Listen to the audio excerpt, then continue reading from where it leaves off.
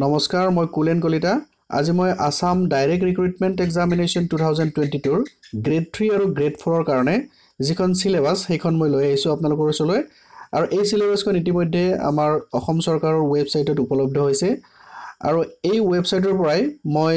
syllabus সম্পৰ্কীয় সকলো কথা পুংখানুপুংখভাৱে আপোনালোকৰ ওচৰত কম বুলি লৈ আহিছো আশা কৰো আপোনালোকে ভালদৰে মনোযোগ দি চাব আৰু সিলেবাসখন ভালদৰে বুজি পালেহে ইয়াৰ টপিকসবোৰ আপোনালোকে ভালদৰে পঢ়িবলৈ বিভিন্ন গাইডবুকৰ সহায় ল'ব পাৰিব অৱশ্যে ময়ো এই সিলেবাসখনৰ আধাৰত বিভিন্ন ক্লাছ কৰিম বুলি মনতে ভাবিছো আশা কৰো আপোনালোকে এইবোৰ চাই থাকিব তো আহক আমি সিলেবাসখনত কি আছে এই গোটেই কথাখিনি জানিবলৈ ক্লাছটো আৰম্ভ কৰো প্ৰথমতে মই লৈছো গ্ৰেড 3 ৰ কাৰণে কি সিলেবাস ডিটেইলছ আছে প্ৰথমতে ইয়াত দিছে যে আসাম ডাইৰেক্ট ৰিক্ৰুটমেন্ট সিলেবাস 2022 ৰ যেটো গ্ৰেড 3 ইয়াত দিয়া আছে যে কন্ডাক্টিং বডি অৰ্থাৎ কোনে পৰীক্ষাটো মানে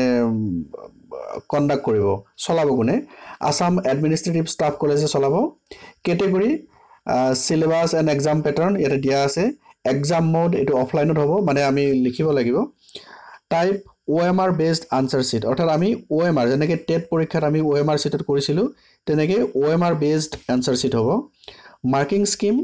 হেতু হ'ব 1 মাৰ্ক ইচ অৰ্থাৎ প্ৰতিটো প্ৰশ্নৰ বাবে 1 নম্বৰ কৈ থাকিব নেগেটিভ মাৰ্কিং এটো বৰ ইম্পৰ্টেন্ট কথা আপোনালোকে যেতিয়া প্ৰিপাৰেচন কৰিব খুব ভালদৰে কৰিব কাৰণ পৰীক্ষাত যদি ভুল এটা উত্তৰ দিয়ে বা এনে যদি আন্দাজতে এটা দি আহে কিবা উত্তৰ হয়তো আপোনালোকে নাজানে কিন্তু আন্দাজতে মাৰি আহিছে তেতিয়া কিন্তু নেগেটিভ মাৰ্কিং আছে অৰ্থাৎ শুদ্ধ উত্তৰৰ বাবে 1 নম্বৰ আৰু ভুল মাৰ্কিংৰ ভুল মানে উত্তৰৰ কাৰণে আধা মাৰ্ক অৰ্থাৎ 0.5 কৈ কাটা যাব অৰ্থাৎ দুটা ভুল মাৰ্কত আপোনাৰ 1 নম্বৰ কাটা যাব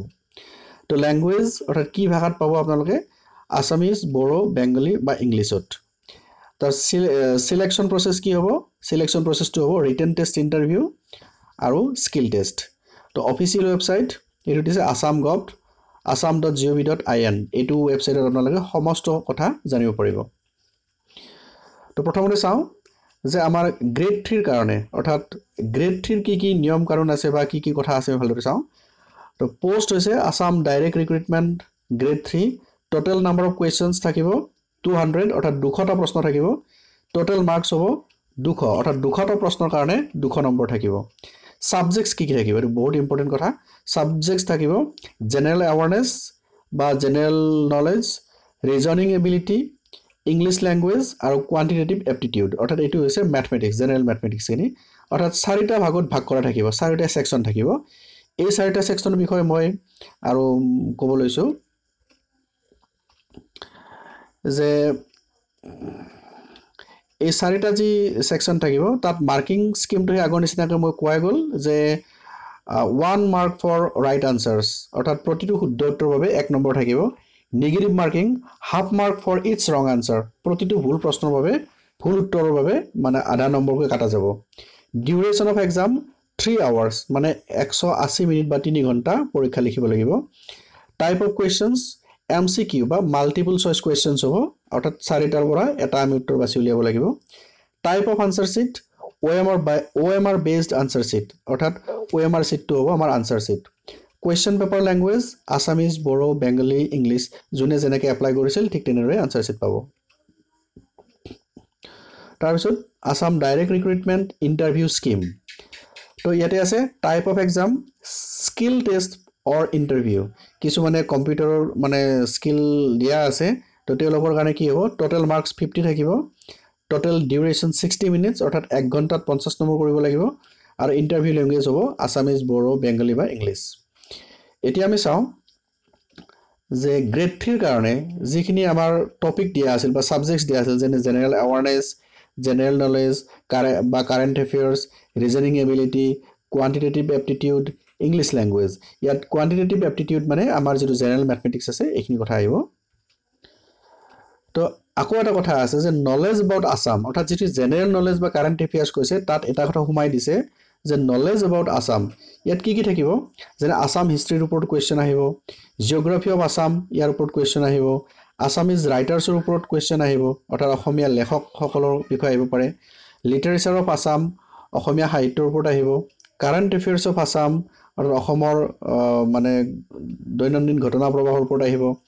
আছামিজ হিৰোজ অৰ্থাৎ অসমীয়া যিবিলাক হিৰো আছে বা বীৰ পুৰুষ আছে এওঁলোকৰ ওপৰত প্ৰশ্ন হ'ব পাৰে টোটাল ডিউৰেশ্যন 60 মিনিটছ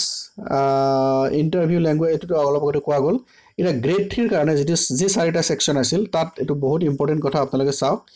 যেটো জেনাৰেল এৱাৰনেস জেনাৰেল নলেজ আৰু কাৰেন্ট এফেয়াৰ্স ইয়াত 80 নম্বৰ থাকিব মানে 80টা প্ৰশ্ন থাকিব আৰু 80 নম্বৰ থাকিব বহুত প্ৰশ্ন ইয়াতে ঘুমাই দিছে তো আছে ৰিজনিং এবিলিটি ইয়াত হ'ব 60 অৰ্থাৎ 60টা প্ৰশ্নত 60 নম্বৰ কোয়ান্টিটেটিভ এপ্টিটিউড টেষ্ট ইয়াতে গণিতত মানে 30 নম্বৰ থাকিব মানে 30টা প্ৰশ্ন 30টা মানে 30 নম্বৰ থাকিব আৰু ল্যাঙ্গুৱেজত থাকিব ইংলিশ ল্যাঙ্গুৱেজত থাকিব 30 নম্বৰ 30টা প্ৰশ্ন থাকিব টোটাল 200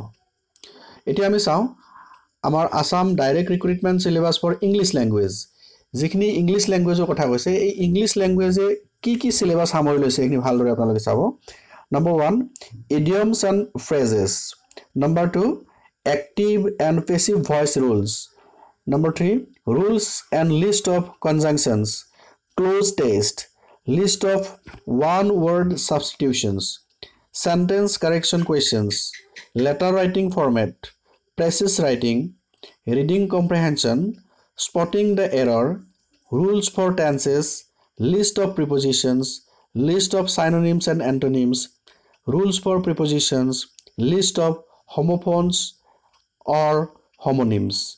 তে এইখিনি এই 15টা মানে টপিক দিছে ইংলিশ ল্যাঙ্গুৱেজৰ সিলেবাসৰ ওপৰত তো এইখিনিৰ ওপৰতে প্ৰশ্নবিলাক কাটিব ইয়াৰ পিছত আহিছে syllabus for quantitative aptitude test অৰ্থাৎ জেনাৰেল ম্যাথমেটিক্সৰ যিখিনি প্ৰশ্ন হ'ব ইয়াত কি সিলেবাস দিছে চাই লওক যে টাইম এণ্ড স্পীড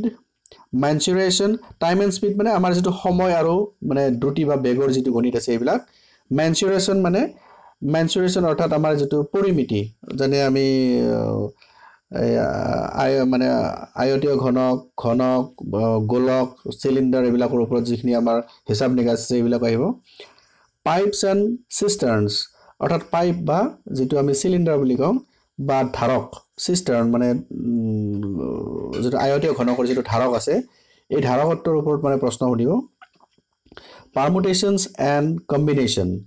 মানে দল আৰু বিন্যাস পাৰ্সেন্টেজ বা শতাংশৰ ওপৰত আহিব ৰেশিওস এণ্ড প্ৰপৰশনস মানে অনুপাত আৰু সমানুপাতৰ ওপৰত এৰিথমেটিক এপ্টিটিউড আমাৰ এৰিথমেটিকৰ এপ্টিটিউড পৰীক্ষা আহিব probability বা সম্ভাৱিতাৰ ওপৰত আহিব কোডিং এণ্ড ডিকোডিং আমাৰ কোডিং ডিকোডিংৰ ওপৰত আহিব এজ প্ৰবলেমস বয়সৰ ওপৰত এই বৰ্তমান বয়স 5 বছৰ পাছৰ বয়স 3 বছৰ আগৰ বয়স এনেকুৱা যিবিলাক প্ৰশ্ন আছে তো এনেকুৱা এজ প্ৰবলেমস বিলাক আহিব এভাৰেজেস বা আমাৰ গড় কেনেকৈ উলিয়াব লাগে নাম্বাৰ সিৰিজ সংখ্যাৰ যিবিলাক শ্ৰেণী আছে এপি সিৰিজ জিপি সিৰিজ অৰ্থাৎ গুণোত্তৰ মাধ্য বা গুণোত্তৰ শ্ৰেণী সমান্তৰ শ্ৰেণী বিলাকৰ পৰা আহিব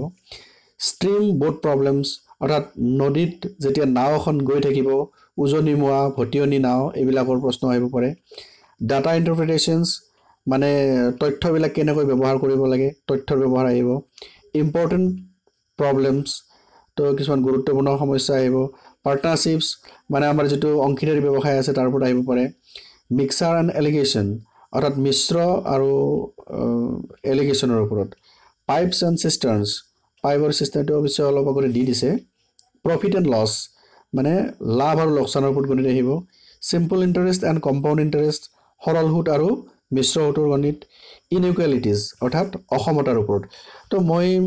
বেসিক্যালি এই গণিতখিনিৰ ওপৰত মই ভালদৰে ক্লাস লম আপোনালোকে ফলো কৰিব ক্লাসবিলাক মই প্ৰতিটো টপিক টাচ কৰিবলৈ মই ক্লাস লম ইয়াৰ ওপৰত ইয়াৰ পিছত আছে Assam direct recruitment syllabus for ৰিজনিংত কি থাকিব logical deduction logical games essential part the course of action matching definitions number series analyzing arguments cause and effect verbal classification statement and conclusion making judgments letter and symbol series theme detection statement and argument logical problems verbal reasoning statement and assumption artificial language তো এইখিনিৰ ওপৰত মানে এই ৰিজনিংৰ এইখিনি সিলেবাসৰ ওপৰত question আহিব ইয়াৰ পিছত আছে জেনাৰেল নলেজ বা কাৰেন্ট এফেয়াৰ্সৰ কি মানে টপিক থাকিব নম্বৰ 1 বুকস এণ্ড অথৰ্স মানে কিতাপৰ বিষয়ে বা ইয়াৰ গ্ৰন্থকাৰৰ বিষয়ে প্ৰশ্ন কৰিব পাৰে নিউ ইনভেনশনছ অৰ্থাৎ নতুন আৱিষ্কাৰৰ বিষয়ে নেশ্যনেল নিউজ বৰ্তমান ৰাষ্ট্ৰীয় যি বা বাতৰি আছে তাৰ ওপৰত আহিব পাৰে ইণ্টাৰনেশ্যনেল ইস্যুজ অৰ্থাৎ আন্তঃৰাষ্ট্ৰীয় কিছুমান সমস্যাৰ বিষয়ে সুধিব পাৰে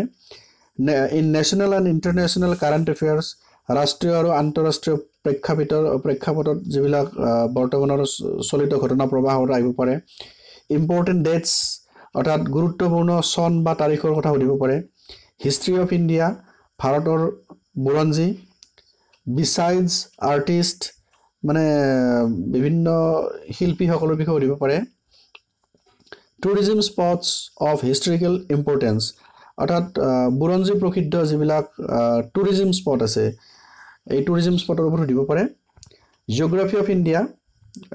মানে ভাৰতৰ ভূগোলৰ বিষয়ে সাইণ্টিফিক অবজাৰভেশ্যনছ অৰ্থাৎ বৈজ্ঞানিক নিৰীক্ষণৰ বিষয়ে সুধিব পাৰে ৱৰ্ল্ড অৰ্গেনাইজেশ্যনছ বিশ্বৰ বিভিন্ন সংস্থাবিলাকৰ বিষয়ে সুধিব পাৰে ফেমাছ প্লেচেছ ইন ইণ্ডিয়া ভাৰতৰ বিখ্যাত ঠাইবিলাকৰ কথা সুধিব পাৰে national dance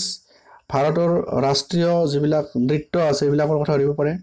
countries and capitals বিভিন্ন দেশ আৰু দেশবিলাকৰ যি মানে ৰাজধানী এইবিলাকৰ কথা সুধিব পাৰে ছায়েন্স এণ্ড ইনোভেশ্যনছ বিজ্ঞান আৰু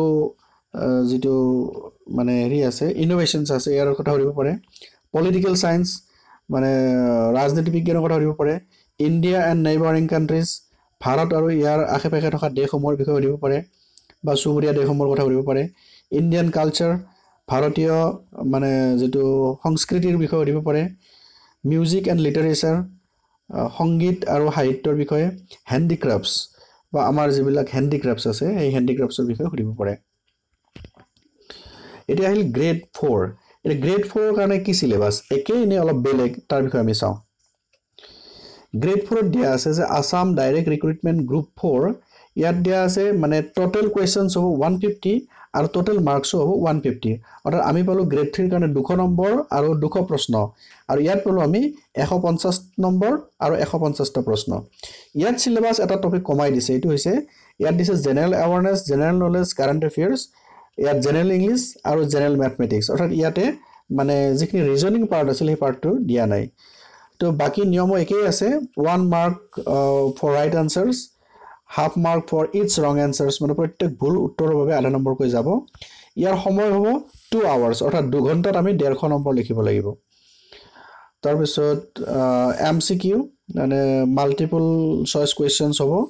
ওএমআৰ বেস সিট হ'ব আসামিজ বড়ো বেঙ্গলী বা ইংলিছত মানে উত্তৰবিলাক হ'ব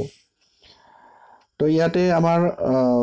এইখিনি কথা অলৰেডি মই ক'লো যে তিনটা সেকশনত হ'ব এটা সেকশন বাদ পৰিব যেটো ৰিজনিং পাৰ্টটো বাদ পৰিব তো ইয়াত মই লাষ্টত ক'ব বিচাৰিছো যে 200 প্ৰশ্ন থাকিব গ্ৰেড 3 কাৰণে য'ত নেকি general awareness reasoning ability English language quantitative aptitude থাকিব আৰু গ্ৰেড 4 কাৰণে 150 নম্বৰ য'ত জেনেৰেল এৱাৰনেছ জেনেৰেল ইংলিছ আৰু জেনেৰেল ম্যাথমেটিক্স থাকিব তো সিলেবাস খিনি একে সিলেবাস আছে যে ইংলিছ ল্যাঙ্গুৱেজৰ কাৰণে আমি গ্ৰেড 3 যিখিনি সিলেবাস পাইছিলো এইখিনি সিলেবাসে লাগিব তাৰ পিছত কোৱান্টিটেটিভ এপ্টিটিউড টেষ্ট বা জেনেৰেল ম্যাথমেটিক্সৰ কাৰণে আমি যিখিনি কথা পাইছিলো এইখিনি কথাই লাগিব হয়তো কোৱেশ্চন অলপ সহজকৈ আহিব পাৰে কিন্তু সিলেবাস একেখিনি লাগিব তাৰ পিছত যিখিনি কাৰেণ্ট এফেয়াৰ্স বা জেনেৰেল নলেজ আছিল ইয়াতো একেখিনি টপিকে লাগিব গ্ৰেড 4 ৰ কাৰণে হয়তো কোৱেশ্চনৰ প্যাটাৰ্ন বিলাক অলপ বেলেগ হ'ব পাৰে কিন্তু আমি সিলেবাসৰ এইখিনি কভাৰ কৰিব লাগিব তো থ্যাংক ইউ সকলোলৈ ধন্যবাদ জনাইছো আশা কৰো এই সিলেবাসখিনি আপোনালোকে ভালদৰে হৃদয়ঙ্গম কৰাৰ পিছত ইয়াৰ ওপৰত বেছ কৰি বিভিন্ন গাইডবুকৰ সহায় ল'ব পাৰে আৰু লগতে ময়ো ইয়াৰ ওপৰত বিভিন্ন ক্লাছ কৰিম আপোনালোকে মোৰ ক্লাছবোৰ ফলো কৰিব তো সকলোকে ধন্যবাদ জনাইছো ইয়াতে এৰিছো